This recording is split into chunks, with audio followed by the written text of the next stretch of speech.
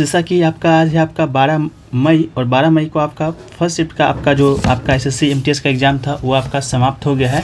तो आज की इस वीडियो में देखेंगे कि कितना आपका आज का सेफ अटेम्प्ट रहा है और कौन कौन से नए प्रश्न पूछे गए हैं और कौन से प्रश्न आपका रिपीट हुए हैं, कितने प्रश्न आपके बनने लायक थे और क्या कोई नया टॉपिक ऐड हुआ है या नहीं हुआ है और आज के बच्चे का क्या रहा रिएक्शन।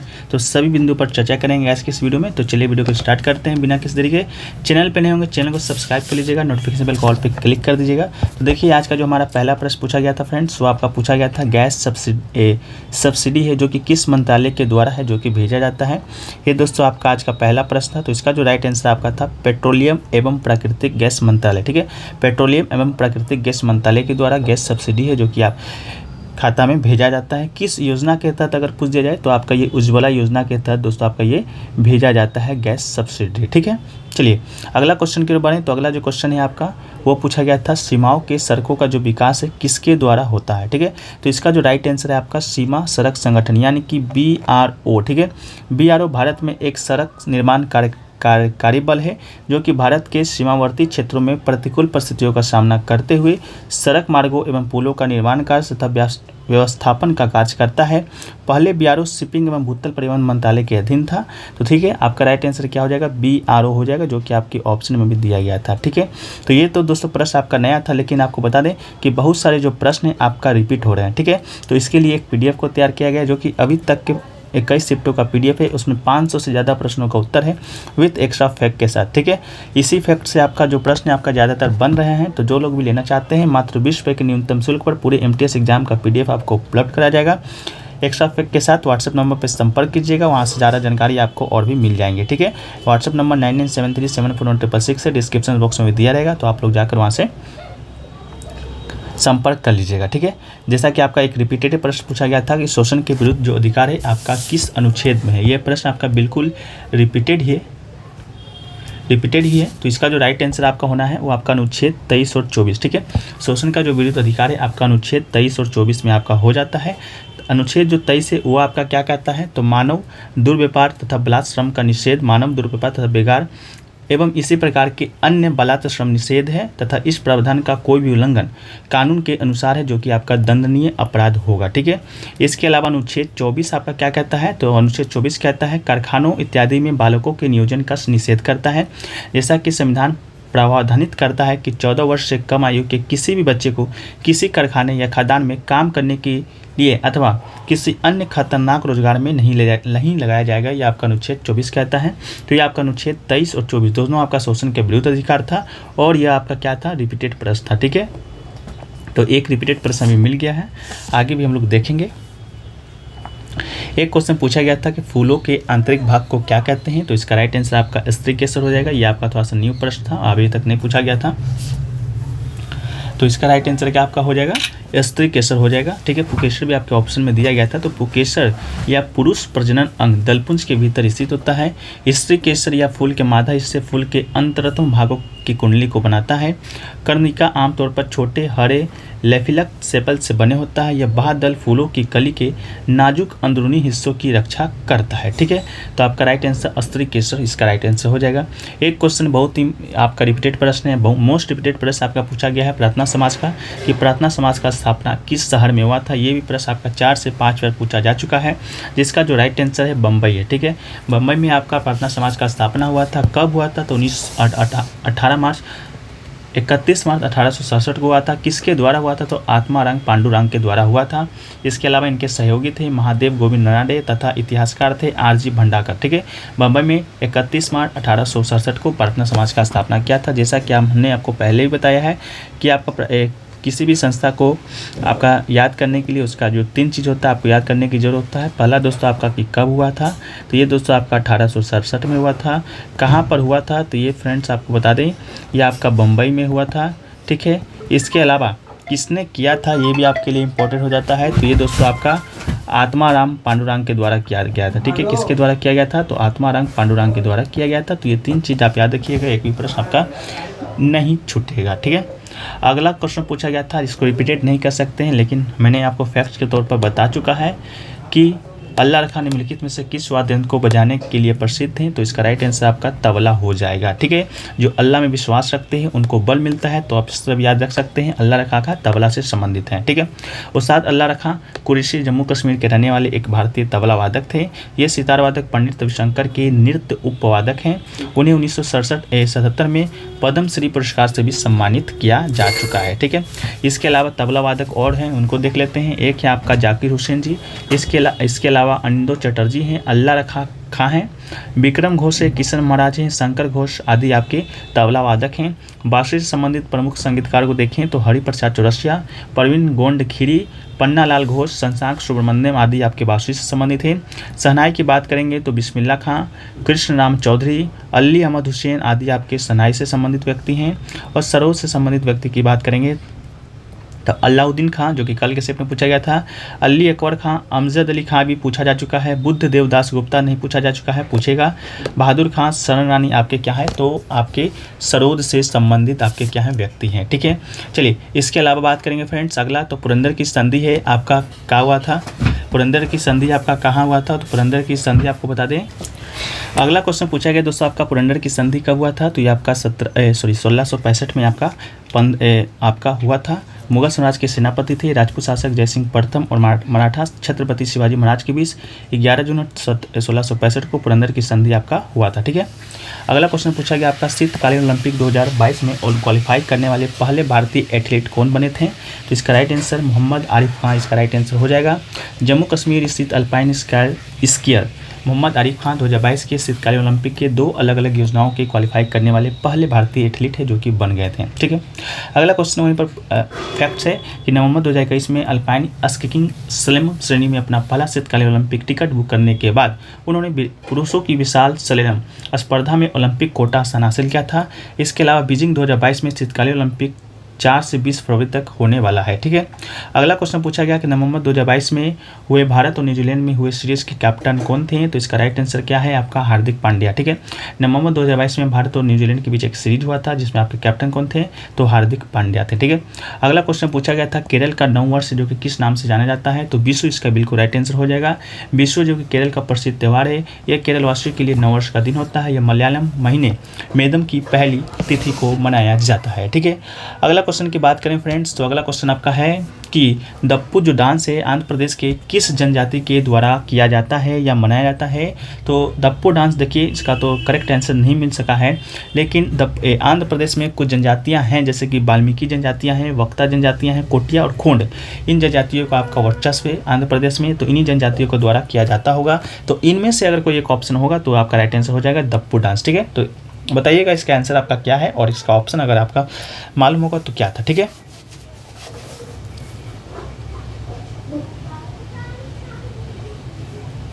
अगला क्वेश्चन पूछा गया था कि 1773 से 85 ईस्वी में भारत के गवर्नर जनरल कौन थे? तो इसका राइट उत्तर आपका वारेन हेस्टिंग्स हो जाएगा। वारेन हेस्टिंग्स 1773 से 1785 तक भारत के पहले वास्तविक गवर्नर जनरल थे, तो इसका राइट आंसर आपका हो जाएगा। अगला क्वेश्चन पूछा गया था आपका लौह स्तंभ है जो कि किस राज्य में अवस्थित है? तो लौह स्तंभ दिल्ली के महरौली में स्थित है, तो राइट आंसर आपका क्या हो जाएगा? दिल्ली हो जाएगा। यह स्तंभ गुप्त वंश के चंद्रगुप्त द्वितीय के द्वारा बनाया गया था।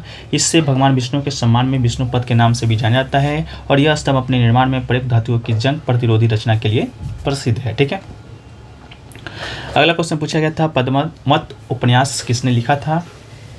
तो इसका जो राइट आंसर है आपका मलिक मोहम्मद जायसी के द्वारा यह उपन्यास लिखा गया है। मलिक मोहम्मद जायसी हिंदी साहित्य के भक्ति युग के निर्गुण प्रेमाश्री धारा के कवि थे। ठीक है, अगला क्वेश्चन पूछा गया था सुप्रीम कोर्ट किस अनुच्छेद में है? तो सुप्रीम कोर्ट की बात करेंगे फ्रेंड्स तो भारत संविधान का अनुच्छेद जो 145 के अंतर्गत उच्चतम न्यायालय को अपने क्रियाकलापों एवं प्रक्रिया को विनियमित करने के लिए स्वयं के नियमों को लागू करने का अधिकार होता है। तो आपका आर्टिकल 145 इसका राइट आंसर हो जाएगा।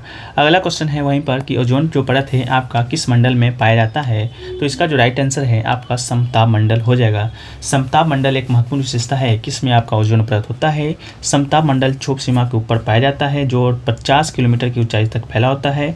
समताप मंडल की एक महत्वपूर्ण विशेषता यह है कि इसमें ओजोन परत होती है। ठीक है, अगला है कि यह परत परावैंगनिक विकिरण को अवशोषित करती है और ऊर्जा के तीव्र हानिकारक रूप से पृथ्वी पर जीवन को कवच प्रदान करती है।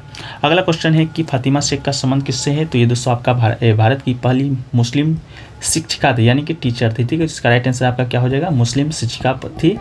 फातिमा शेख और सावित्रीबाई फुले ने मिलकर समाज में शिक्षा के प्रसार के लिए काम किया था। यह फातिमा शेख थी जिन्होंने हर संभव तरीके से सावित्रीबाई का दृढ़ता से समर्थन किया था और फातिमा शेख ने सावित्रीबाई फुले के साथ उसी स्कूल में पढ़ाना शुरू किया था। ठीक है, तो सावित्रीबाई और फातिमा सागुनाबाई के साथ थे, तो आपका राइट आंसर मुस्लिम शिक्षिका हो जाएंगे। अगला क्वेश्चन है कि देश में उत्पादित वस्तुओं पर लगाए गए कर को क्या कहते हैं? तो इसका राइट आंसर क्या होगा? भारत में उत्पादित कर आश्रय है उस कर से है जो कि भारत में उत्पादित वस्तुओं पर लगाया जाता है। तो इसका जो राइट आंसर है आपका उत्पाद कर। ठीक है, क्या हो जाएगा राइट आंसर? तो आपका उत्पाद कर इसका राइट आंसर हो जाएगा। अगला क्वेश्चन देखिए पूछा गया था, बांदीपुर राष्ट्रीय उद्यान है जो कि किस राज्य में है? तो बांदीपुर राष्ट्रीय उद्यान आपका कर्नाटक में स्थित है। कर्नाटक में मैसूर में 1974 में इसे स्थापित किया गया था। ठीक है, इसके अलावा कर्नाटक में भारत में सबसे ज़्यादा बाघों की आबादी है। ठीक है, बाघों की आबादी शायद मध्य प्रदेश में है, इसको एक बार देख लीजिएगा। इसके अलावा कर्नाटक में और कुछ राष्ट्रीय उद्यान है जैसे कि बांदीपुर जो कि आज ही पूछा गया था, अंसी राष्ट्रीय उद्यान आज ने पूछा गया था, बन्नर घाट राष्ट्रीय उद्यान भी है, कुद्रेमुख राष्ट्रीय उद्यान है, नागर नेशनल राष्ट्रीय उद्यान है, ये सभी आपका कर्नाटक में है। तमिलनाडु में देखें तो गोविंडी राष्ट्रीय उद्यान, मन्नार मरीन राष्ट्रीय उद्यान, अल्लामलाई टाइगर रिजर्व, मधुमलाई नेशनल उद्यान और वेदांतकल पक्षी अभ्यारण्य, ये आपका तमिलनाडु में स्थित है। केरल की बात करेंगे तो अमीमुडी 16 राष्ट्रीय उद्यान है, पेरियार है, साइलेंट वैली है, पम्मापुडम है, मठिकट्टम है, ये सभी आपका केरल में राष्ट्रीय उद्यान स्थित है। ठीक है, अगला क्वेश्चन पूछा गया था, जनसंख्या घनत्व को कैसे मापते हैं? हमने आपको 1000 बार बोला था कि जब लिंगानुपात पूछा गया था तो उसी के फैक्ट्स में बोला था कि जनसंख्या घनत्व के बारे में पूछा जाएगा कि इसको कैसे मापते हैं। तो जनसंख्या घनत्व की गणना करने के लिए जनसंख्या को क्षेत्रफल से विभाजित किया जाता है। किसी भौगोलिक क्षेत्रों में रहने वाले लोगों की संख्या है जो कि जनसंख्या घनत्व कहते हैं। ऑप्शन दोस्तों किस प्रकार दिया गया था वो आप लोग बता दीजिएगा। 2011 की जनगणना के अनुसार देखें तो भारत का जनसंख्या घनत्व कितना है? तो आपका 382 प्रति वर्ग किलोमीटर है। ठीक है, मतलब कि 1 किलोमीटर में आपका कितने लोग निवास करते हैं, इसी के को हम जनसंख्या घनत्व कहते हैं। 10 की वृद्धि की बात करेंगे तो भारत में आपका 17.72% आपका रहा था। वहीं पर बात करेंगे सबसे ज़्यादा जनसंख्या घनत्व किस राज्य का था? तो सबसे ज़्यादा जनसंख्या घनत्व आपका दोस्तों बिहार का है। वहाँ का जनसंख्या घनत्व की बात करेंगे तो आपका 1106 आपका प्रति वर्ग किलोमीटर है व्यक्ति है। ठीक है, इसके अलावा सबसे कम की बात करेंगे तो ये आपका अरुणाचल प्रदेश का है। ठीक है, इसके अलावा सबसे ज़्यादा की बात करेंगे ओवरऑल में केंद्र मतलब राज्य और यूटी में तो आपका ये दिल्ली का है, इसको भी याद रखिएगा। और 10 की वृद्धि आपका तो 17.72 भारत में था, लेकिन सबसे ज़्यादा किस राज्य का है? तो ये दोस्तों आपका मिजोरम का है। और सबसे कम 10 की वृद्धि आपका नागालैंड का है। ठीक है, अगला क्वेश्चन पूछा गया था, मंत्र शास्त्र पुस्तक के लेखक कौन है? तो आदि शंकराचार्य इसका राइट आंसर हो जाएगी। आदि शंकराचार्य के द्वारा लिखित पुस्तक था मंत्र शास्त्र जो कि मराठी भाषा में लिखा गया था, तो आपका राइट आंसर आदि शंकराचार्य हो जाएगा। ठीक है, अगला क्वेश्चन पूछा गया था, निम्नलिखित में से 2021 में किसे पद्म पुरस्कार मिला था? तो इसका ऑप्शन अभी तक मिल नहीं पाया है। पद्म पुरस्कार की बात करेंगे तो 122 लोगों को 2021 में पद्म पुरस्कार मिला था, तो उसमें से आपका अलग करना बहुत ही आपका ऐसी है कि कौन सा ऑप्शन आपको दिया गया था। तो आप लोग कमेंट सेक्शन में बता दीजिएगा किसका कौन सा नाम दिया गया था, तो आसानी होगा।